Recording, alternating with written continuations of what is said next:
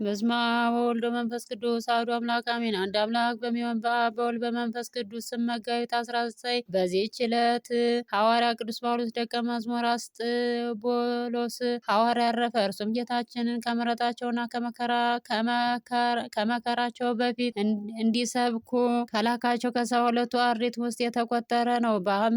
በአምሳኛው ቀን በዓለም መንፈስ ቅዱስ በላዩ በወረደ ጊዜ ከሐዋርያ ጋር ጸጋና ኃይልን ተሞልቶ ሕይወትን በሚገኝበት በወንጌል ትምህርት ሐዋርያትን ተከትሎ በመሄድ አገለገላቸው። ብዙዎችም ወደ ድህነት መንገድ መልሶ የክብር ባለቤት ወደሆነ ወደ ጌታችን ኢየሱስ ክርስቶስ ሃይማኖት አስገባቸው። የክርስትና ጥምቀትንም አጥምቆ ከአምላክን ሕግና ትእዛዝ ከማስጠበቁ የተነሳ ነፍሳቸውን አዳነ።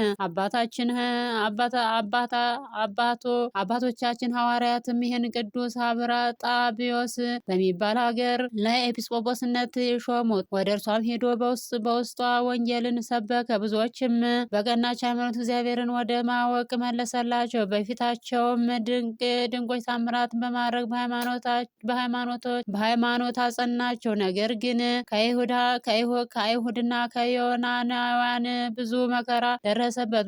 ብዙ ጊዜም ወደ ፈረጆች አደባባይ ወስደው በደንጊያ ወገሩት። ጌታችንም ከመከራው ሁሉ ጠብቆ አዳነው። መልካም ተጋድሎንም በፈጸመ ጊዜ በሰላም በፍቅር አረፈ። እነሆ ለሮሜ ሰዎች በጻፈው መልእክቱ ሐዋርያ ጳውሎስ አስታውሶታል። በጸሎቱ የምትገኝ በረከቱ ከኛ ጋር ለዘላለሙ ትኑር አሜን። በዚህች ቀን ደግሞ የሰባቱ ሰማዕታት መታሰቢያቸው ሰማዕት ሆነ። እርሱም የግብፅ ሰው እስክንድሮስንና እስክንድሮስ ከጋዛ መንደር አጋብዮስ ከቡልጥስ ከተማ ኒሞላስ ከጠራልብስ ዲዮናስዮስ የሜሮንስና ተላስድዮስ ከግብፅ አውራጃዎች የሆኑ ናቸው። እርሱም በመንፈሳዊ ፍቅር ጸንተው ስለ ሃይማኖታቸው ምስክርነት ሊሆኑ ተስማሙ። በፍልስጤም ውስጥ ወደ አለው ቄሳርም ደርሰው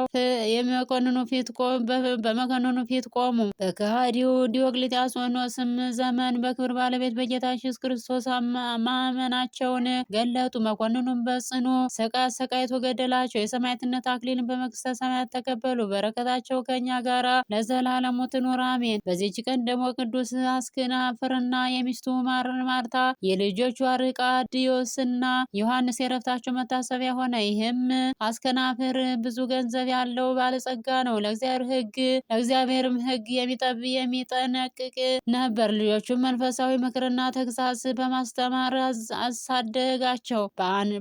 ባደጉም ጊዜ የጥበብና የተግሳጽን ትምህርት እንዲማሩ ታይሩት ወደምትባል ሀገር ሰደዳቸውና ትምህርታቸውን በፈጸሙ ጊዜ ሊድራቸውና በሰርጋቸው ደስ ሊለው ሽቶ ያመጧቸው ዘንድ ላከ። በመርከቡም ሆነው ሲመጡ ማዕበል ተነስቶ መርከቡ ተሰበረ። እግዚአብሔርም ከስጥመት አድኖ በየብስ አወጣቸው። ዮሐንስ የተባለውን በአንድ ቦታ ማዕበሉ አውጥቶ ጣለው። ዮሐንስም ተስፋ በቆረጠ ጊዜ ወደ ቅዱሳን ገዳም ሄዶ መነኮሰ። ስለ ወንድሙ ስለ አርቃዲዮስም እንደሞተ ተጠራጥሮ በጾም በጸሎትና በስግደት ስጋውን አደከመ። አርቃዲዮስም ወደ ዮርዳኖስ ገዳም ገብቶ ከአንድ ቅዱስ አረጋዊ ሰው ዘንድ መንኩሶ እየተጋደለ 3 ዓመት ኖረ። አስከናፍር ግን ልጆቹ በማዕበል እንደሰጠሙ በሰማ ጊዜ ከሚስቱ ጋር ማቅ ለብሰው አመድ አንጥፈው እያለቀሱ ተቀመጡ። በአንዲትም ሌሊት አስከናፍር በሕልሙ ልጁ ዮሐንስ በራዩ ላይ ከዕንቁ የተሰራ አክሊል ተቀዳጅቶ መስቀል ይዞ አየው።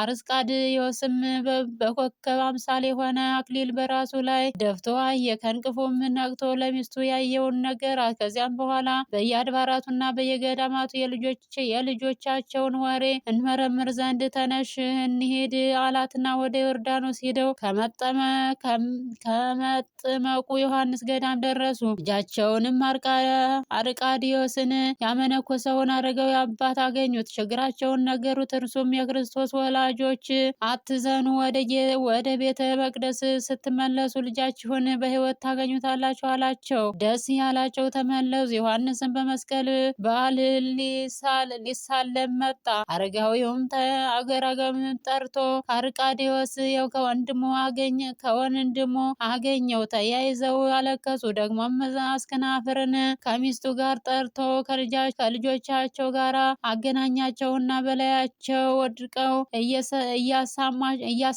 እየሳሟቸው አለቀሱ። ከዚህም በኋላ ከዚያ አረጋዊ ዘንድ የምንኩስና ልብስን ለበሱ። ሚስቱን ማርታን ከሴቶች ገዳም አስገባት። አገልጋዮቹም ነፃ አውጥተው አሰናበተ። ገንዘቡንም ለድሆችና ለችግረኞች በተነ። ከገዳምም ገብቶ በጾም በጸሎት ተወሰነ። እንዲሁም የተባረኩ ልጆቹ በገድል በትሩፋት የተጠመዱ ሆነው ኖሩ። ጌታችንንም ደስ አሰኙት። በፍቅር በአንድነትም አረፉ። በረከታቸው ከኛ ጋራ ለዘላለሙ ትኑር አሜን። ጌታ ሆይ ከብልጽግናቸው ብዛት የተነሳ ብዙ መባ ካስገቡት ይልቅ የድሃይቱን አነስተኛ መባ እንደተቀበለ ሁልጊዜ የሚያገለግሉ እልፍ አላፍ መላእክትን እያሳስበ ችግር የጊዜ ማቀርብልን ምስጋና ተቀበል። እናንተም ቅዱሳን ነቢያት፣ የወንጌል ሰባኪ ሐዋርያት፣ ሰማዕታትና ጻድቃን፣ ትጉሃን መላእክት፣ ፍጹማን ደናግል እንዲሁም ደጋጎች መነኮሳት ሆይ ልጅ አዋቂ ሳትለይ የምንሰበሰብባትን የጉባኤ ቦታ ባርኩ። ይህንን መጽሐፍ ወረቀት አዘጋጅ በብራና ዳምጦ የጻፈውን ያጻፈውን ከግዕዝ ወደ አማርኛ የተረጎመ ቃለ ንባቡን በእርጋታ መንፈስና በተመስጦ ሕሊና አዳመጠ። በደለኛን ሁሉ የምታስምር የጌታ እናቱ በማርያም ጸሎት ኢየሱስ ክርስቶስ በአንድነት ይማረን። ኢየሱስ ክርስቶስ በአንድነት ይማረን። ኢየሱስ ክርስቶስ በአንድነት ይማረን ለዘላለሙ አሜን።